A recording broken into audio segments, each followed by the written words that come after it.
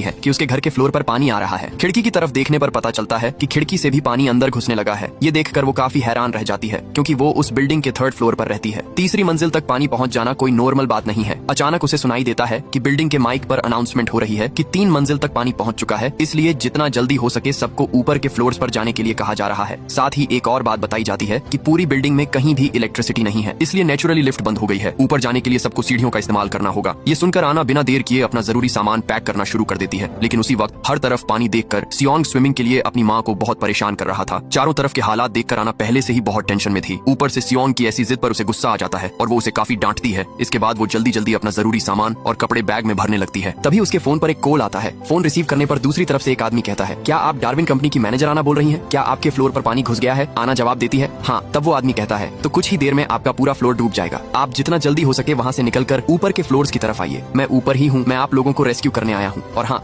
अगर आप अपने साथ सामान लाने की सोच रही हैं तो प्लीज उसे वहीं छोड़ दीजिए। ये कहते ही फोन कट जाता है। फोन कटने के बाद आना बिल्कुल देर नहीं करती और सियोंग की कुछ जरूरी दवाइयां लेकर निकलने के लिए उसे आवाज लगाती है, लेकिन उसे सियोंग कहीं भी नजर नहीं आता। असल में सियोंग को जब उसकी माँ डांटती है या उसका मन खराब होता है तो वो अलमारी के अंदर जाकर छिप जाता है। ये बात आना बहुत अच्छे से जानती है, इसलिए वो अलमारी खोलकर उसे समझाती है और प्यार से बाहर निकाल लाती है। बाहर आते ही वो एक भयानक मंजर देखती है। चारों तरफ बस पानी ही पानी, पानी जैसे किसी शैतान का रूप ले चुका है, जिसे देखकर लग रहा है कि वो सबको निगल जाएगा। सैकड़ों लोग अपनी जान बचाने के लिए इधर उधर भाग रहे हैं। आना हिम्मत नहीं हारती और अपने बेटे को कंधे पर उठाकर सीढ़ियों की तरफ बढ़ती है। सीढ़ियों के पास पहुंचकर वो देखती है कि वहाँ लोगों की लंबी लाइन लगी है। अगर वो लाइन में खड़ी होकर ऊपर जाने का इंतजार करती तो कुछ ही देर में पानी उन्हें बहा ले जाता, इसलिए अब उसे कोई दूसरा रास्ता ढूंढना था। अचानक उसे याद आता है कि बिल्डिंग में एक और एग्जिट सीढ़ी भी है, इसलिए वो बिना देर किए उस तरफ भागती है। दूसरी तरफ बहुत से लोग पानी की लहरों से लड़ नहीं पा रहे थे और उसमें डूब रहे थे। ऐसे हालात देखकर किसी का भी डर जाना लाजमी है और सियोंग तो अभी बस एक बच्चा है, इसलिए उसकी माँ उसे हिम्मत देने के लिए अलग अलग कहानियां सुनाने लगती। यहाँ तक कि उसका माइंड डाइवर्ट करने के लिए वे दोनों मिलकर सियोंग का पसंदीदा गाना गाते हुए ऊपर चढ़ते हैं। सच में इसी को माँ का प्यार कहते हैं। खुद अंदर से टूट कर भी बच्चे के लिए चेहरे पर मुस्कान रख सकती है। वे उस सीढ़ी से काफी फ्लोर्स ऊपर आ जाते हैं, लेकिन तभी आना देखती है कि आगे की सीढ़ियों पर बहुत सारा पुराना सामान रखा होने की वजह से रास्ता पूरी तरह ब्लॉक है। उन चीजों को हटाकर ऊपर जाने में बहुत वक्त लगेगा और मेन सीढ़ी से इस वक्त जाना मुमकिन नहीं है। इधर पानी धीरे धीरे ऊपर चढ़ता आ रहा है। जैसे तैसे आना उस सीढ़ी से सियोंग को लेकर ऊपर के फ्लोर पर पहुंचती है। ऊपर पहुंचते ही अचानक उसे सुनाई देता है कि किसी दूसरे फ्लोर से कोई उसका नाम पुकार रहा है। वो उस आवाज का जवाब देने के लिए जैसे ही पीछे मुड़ती है, देखती है कि सियोंग वहाँ नहीं है। आना बिल्कुल पागलों जैसी हो जाती है। एक तरफ इतना सारा पानी और दूसरी तरफ सैकड़ों लोगों की भीड़। आना को कुछ समझ नहीं आता कि वो क्या करे और अपने बेटे को कहाँ ढूंढे। वो पूरी तरह बेबस हो जाती है। फिर भी अपने बेटे को ढूंढने के लिए इधर उधर भागने लगती है। ढूंढते ढूंढते वो एक फ्लैट के अंदर घुस जाती है। तभी उसकी नजर खिड़की की तरफ पड़ती है और फिर वो जो देखती है उसे देखकर किसी भी नॉर्मल इंसान का दिमाग काम करना बंद कर दे। वो देखती है कि पहाड़ जैसी एक दानव जैसी लहर उनकी तरफ बढ़ रही है और कुछ समझने से पहले ही वो लहर उनकी बिल्डिंग से टकरा जाती है। इसके चलते और भी कई फ्लोर्स पानी के नीचे समा जाते हैं। आना अब पूरी तरह से पानी के नीचे है, फिर भी वो सियोंग को ढूंढना नहीं छोड़ती। पानी के अंदर ही तैरते हुए वो पागलों की तरह एक कोने से दूसरे कोने तक अपने बच्चे को तलाश रही है। उस वक्त आना खुद को बेबस और हेल्पलेस महसूस कर रही थी। काफी देर तक पानी में ढूंढने के बाद आखिरकार उसे सियोंग मिल जाता है, लेकिन तब तक छोटा सियोंग बेहोश हो चुका था। आखिर एक बच्चा कितनी देर पानी के नीचे रह सकता है। आना किसी तरह अपने बेटे को लेकर वहाँ से निकलना चाहती है, लेकिन बाहर जाने वाला दरवाजा किसी भी तरह खुल नहीं रहा। इधर काफी देर तक पानी के अंदर रहने की वजह से आना भी अब अपनी सांस नहीं रोक पा रही थी। वो खुद भी बीमार सा महसूस करने लगी है। उसे लग रहा है कि बस अब सब खत्म होने वाला है। ठीक तभी एक आदमी आकर उन दोनों को खींचकर ऊपर ले जाता है और उनकी जान बचाता है। ऊपर जाने के बाद वो सियोंग के सीने और पेट को दबाकर पानी बाहर निकालता है और उसे होश में लाता है। सियोंग बहुत डर गया था, इसीलिए अपनी माँ को देखते ही वो रोने लगता है। इधर वो आदमी एक वीडियो के जरिए अपने ऑफिस में रिपोर्ट करता है कि उसने आना और उसके बच्चे को सही सलामत रेस्क्यू कर लिया है। अब तक आपको लग रहा होगा कि इतने सारे लोगों के बीच ये आदमी सिर्फ आना को ही बचाने क्यों आया। जब आना उस आदमी से उसकी पहचान पूछती है तो वो बताता है कि उसे डार्विन कंपनी ने भेजा है। वो उस कंपनी की सिक्योरिटी टीम का हिस्सा है और उसका नाम हीजो है। इसके बाद जब हीजो उन्हें लेकर ऊपर की तरफ जा रहा था तब आना उससे पूछती है, बाहर का पानी इतना नमकीन क्यों है? मुझे तो लगता है कि ये कोई मामूली बारिश नहीं है। तभी हीजो उसे बताता है कि बारिश तो नॉर्मल है, लेकिन यहाँ जो बाढ़ आई है वो समंदर का पानी है। असल में अंटार्कटिका में एक उल्का पिंड गिरा है जिसकी वजह से सारी बर्फ पिघल गई है और ये बाढ़ आई है। आना पूछती है क्या इस बारे में वैज्ञानिकों को कुछ नहीं पता था। हीजो बताता है कि साइंटिस्ट को सब कुछ पहले से पता था, लेकिन उनके पास इस सिचुएशन को संभालने का कोई रास्ता नहीं था, इसीलिए वे बेकार में लोगों को बताकर अफरा तफरी या डर का माहौल नहीं बनाना चाहते थे। और हाँ, आज शायद इस दुनिया का आखिरी दिन हो सकता है, सब कुछ पूरी तरह खत्म हो जाएगा। हीजो की बातें सुनकर आना परेशान हो जाती है और पूछती है, हैं, अगर दुनिया खत्म ही होने वाली है तो आखिर हम जा कहाँ रहे हैं? हीजो आना से कहता है, आप भले ही खुद को डार्विन कंपनी की एक मामूली मैनेजर समझती हो, लेकिन आप कोई साधारण इंसान नहीं है। आपकी कंपनी में एआई के लिए जो इमोशन इंजन तैयार किया जाता है उसे सिर्फ आप और आपके बॉस ही बना सकते हैं। सुबह से आपके बॉस और उनकी बेटी का कहीं पता नहीं है, शायद वे अब तक पानी में डूब चुके होंगे, इसलिए अब हमारी आखिरी उम्मीद सिर्फ आप हैं। हमने ऑलरेडी लेबोरेटरी में इंसानी शरीर तैयार कर लिए हैं, लेकिन उस बॉडी में इमोशन सिर्फ आप ही डाल सकती हैं, क्योंकि आज दुनिया के सभी लोग मारे जाएंगे। इसीलिए दोबारा धरती पर इंसान बसाने के लिए भी हमें आपकी जरूरत है। इसीलिए आपको ले जाने के लिए बिल्डिंग की छत पर हेलीकॉप्टर भेजा गया है। तो इन सब बातों के बीच टेंशन में डूबे हुए वे कुछ और फ्लोर ऊपर चढ़ जाते हैं। तभी अचानक सियोंग अपनी माँ से कहता है कि उसे टॉयलेट आया है। हीजो ये जानकर उन्हें एक फ्लैट के अंदर ले जाता है। उस फ्लैट में हीजो और आना की बातचीत के दौरान आना हीजो का फोन लेकर अपनी माँ को कॉल करती है ताकि उनका हालचाल जान सके। उसकी माँ उसे कहती है, तुमने हमारे लिए बहुत कुछ किया है, अब हमारे बारे में मत सोचो, अपना और अपने बेटे का ख्याल रखना। ये बात बोलते ही फोन के दूसरी तरफ से एक जोरदार लहर की आवाज आती है और लाइन कट जाती है। आना को समझते देर नहीं लगती कि उसने अपने मम्मी पापा को हमेशा के लिए खो दिया है। उसे बहुत दुख होता है, लेकिन फिर भी वो खुद को शांत रखने की कोशिश करती है, क्योंकि इस वक्त टूटने से काम नहीं चलेगा। वो पूरी दुनिया के साथ साथ अपने बच्चे को बचाने की जंग लड़ रही है। तभी आना और हीजो नोटिस करते हैं कि फ्लैट की गैस पाइप लीक हो गई है। एक और नए खतरे को भांपते हुए आना सियोंग को गोद में लेती है और वे तीनों वहाँ से निकल पड़ते हैं। लेकिन बाहर इससे भी बड़ी तबाही उनका इंतजार कर रही थी, जिसका उन्हें अंदाजा भी नहीं था। एक तरफ बिल्डिंग के चारों ओर पानी ही पानी और आंखों के सामने डूबते हुए सैकड़ों लोग, दूसरी तरफ वे जिस ओर जाने की कोशिश कर रहे थे वहीं गैस लीकेज की वजह से बड़े बड़े धमाके हो रहे थे। ये नजारा किसी कयामत से कम नहीं था। कोई और रास्ता न देखकर हीजो सीढ़ियों से ऊपर जाने की उम्मीद छोड़ देता है और बालकनी के सहारे ऊपर चढ़ जाता है। ऊपर पहुंचकर हीजो आना से कहता है, आप अपने बेटे को मुझे पकड़ा दीजिए। आना अपने बच्चे की जान बचाने के लिए उसे हीजो की तरफ बढ़ाने की कोशिश करती है, लेकिन डरा हुआ छोटा सियोंग अपनी माँ को छोड़कर किसी और के पास जाने को तैयार नहीं था। काफी मशक्कत के बाद वो सियोंग को हीजो तक पहुंचा तो देती है, पर खुद को संभाल नहीं पाती। उसका पैर फिसलता है और वो सीधे नीचे गहरे पानी में जा गिरती है। लेकिन इस बार भी वो हार नहीं मानती। किसी तरह तैर कर वो फिर से एक फ्लोर पर पहुंच जाती है। जब वो उस फ्लोर से ऊपर जाने की कोशिश कर रही थी, तभी उसे लिफ्ट के अंदर से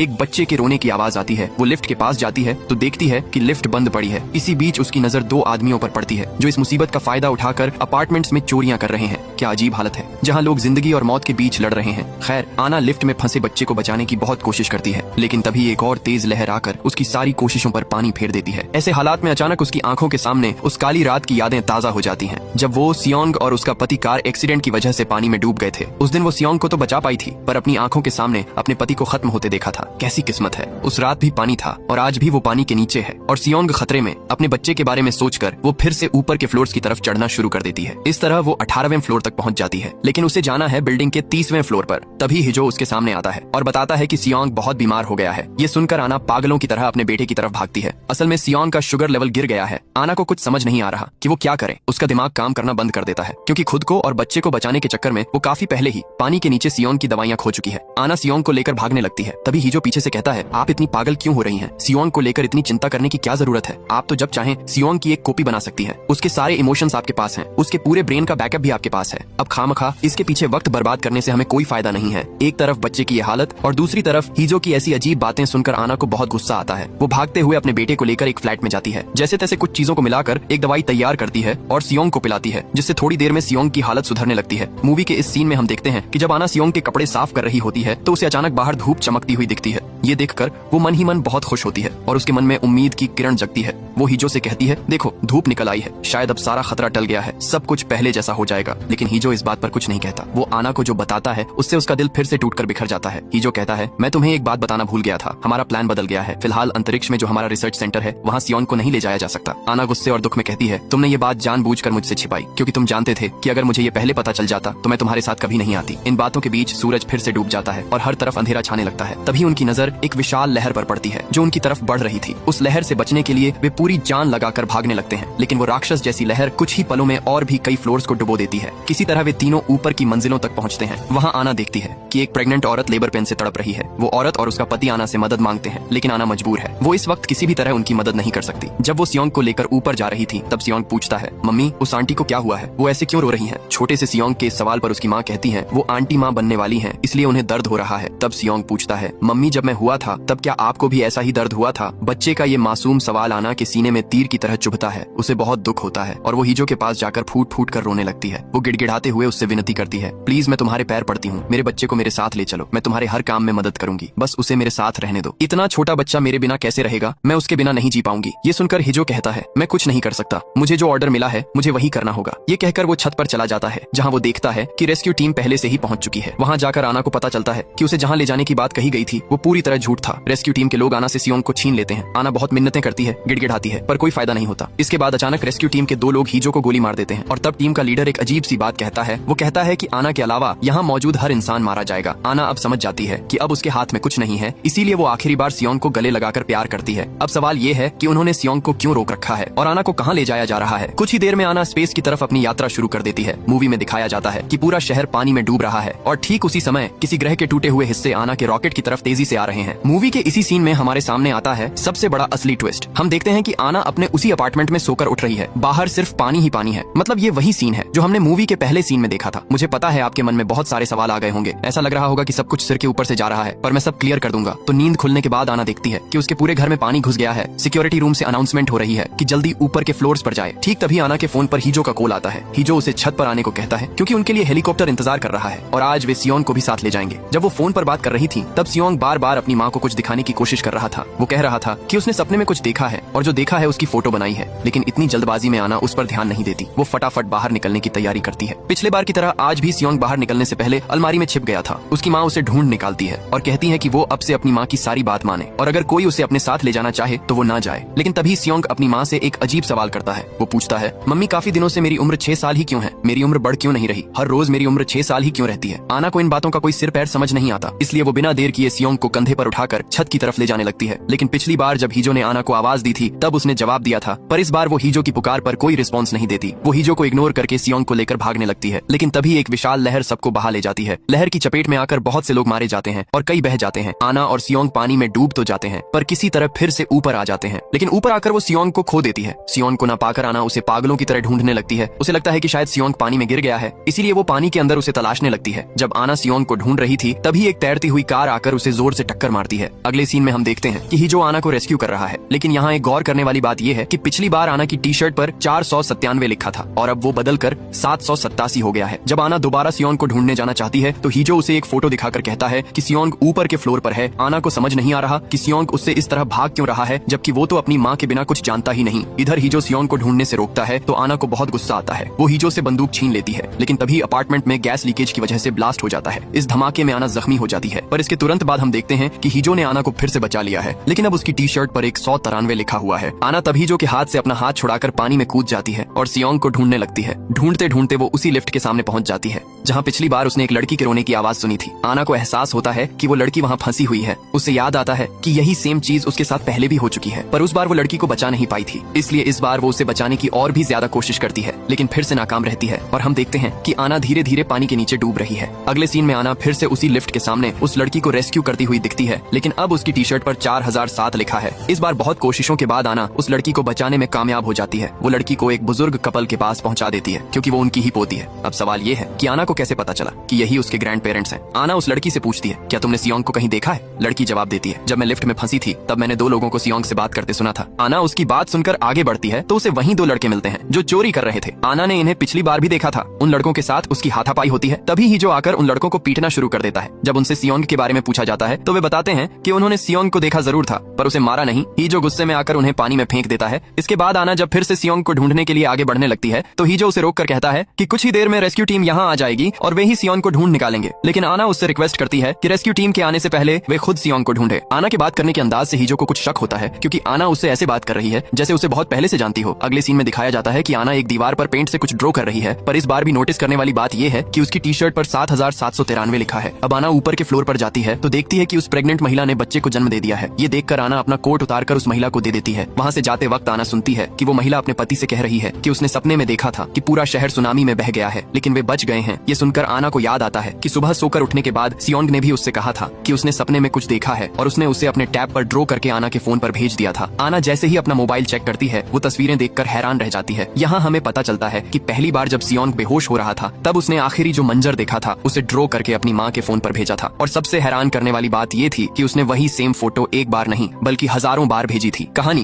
अब पूरी तरह से टाइम लूप और पैरेलल रियलिटी की तरफ इशारा कर रही है। क्या आप जानना चाहते हैं कि इन हजारों तस्वीरों और टी शर्ट पर बदलते नंबर्स का असली राज क्या है? आना अब समझ जाती है कि सियोंग क्यों उसे बार बार बोल रहा था कि उसकी उम्र 6 साल पर क्यों रुकी हुई है। तभी आना लास्ट फ्लोर की अलमारी में सियोंग को ढूंढने जाती है, लेकिन वो वहाँ नहीं मिलता। उसी वक्त डार्विन टीम के लोग और हीजो आकर दवा के जरिए आना को बेहोश करने की कोशिश करते हैं। बेहोश होने से पहले आना हीजो से कहती है, छत पर ये लोग तुम्हें मार देंगे, तुमसे मेरी पहले भी कई बार मुलाकात हो चुकी है। तभी हम देखते हैं कि आना की टी शर्ट पर 13,417 लिखा हुआ है। ये बात हीजो के मन में शक पैदा कर देती है, इसलिए वो अपनी ही टीम के लोगों को वहीं मार देता है। इसके बाद वो एक इंजेक्शन देकर आना को होश में लाता है। होश में आते ही आना इस कहानी का असली ट्विस्ट रिवील करती है। डार्विन रिसर्च सेंटर काफी समय से सिंथेटिक ह्यूमन बॉडी बनाने के सीक्रेट प्रोजेक्ट पर काम कर रहा था। वे 3D मॉडल के जरिए ऐसी बॉडीज बनाते हैं जो इंसानों की तरह सब कुछ कर सकती हैं, यहाँ तक कि बच्चे को जन्म देना भी। लेकिन प्रॉब्लम ये थी कि उनके अंदर गुस्सा, दुख या प्यार जैसे कोई इमोशंस नहीं थे। इसलिए आना और उसके बॉस ने इमोशन इंजन पर काम शुरू किया था। इसके लिए दो चीजों की जरूरत थी, एक टेस्ट सब्जेक्ट और दूसरा टेस्ट सैंपल, क्योंकि एक इंसान का दूसरे इंसान के प्रति प्यार और जिम्मेदारी से ही इमोशन पैदा होता है। इसलिए उन्होंने दो आर्टिफिशियल बॉडीज बनाई। उन दोनों में से एक सियोंग है। इसका मतलब है कि सियोंग कोई इंसान नहीं बल्कि एक सिंथेटिक ह्यूमन बॉडी है और आना उसकी बायोलॉजिकल मां नहीं है। इसीलिए उस दिन जब सियोंग ने प्रेग्नेंट औरत को देखकर आना से पूछा था कि क्या उसे जन्म देते वक्त आना को भी इतना ही दर्द हुआ था, तब आना उस सवाल का कोई जवाब नहीं दे पाई, क्योंकि उसने सच में सियोंग को जन्म नहीं दिया था। शुरुआत में आना सियोंग की ज्यादा परवाह नहीं करती थी, यहाँ तक कि अपने पति की मौत के बाद वो सियोंग पर टेस्ट पूरा किए बिना ही उसे डार्विन सेंटर वापस करना चाहती थी, क्योंकि सियोंग को बचाने के चक्कर में ही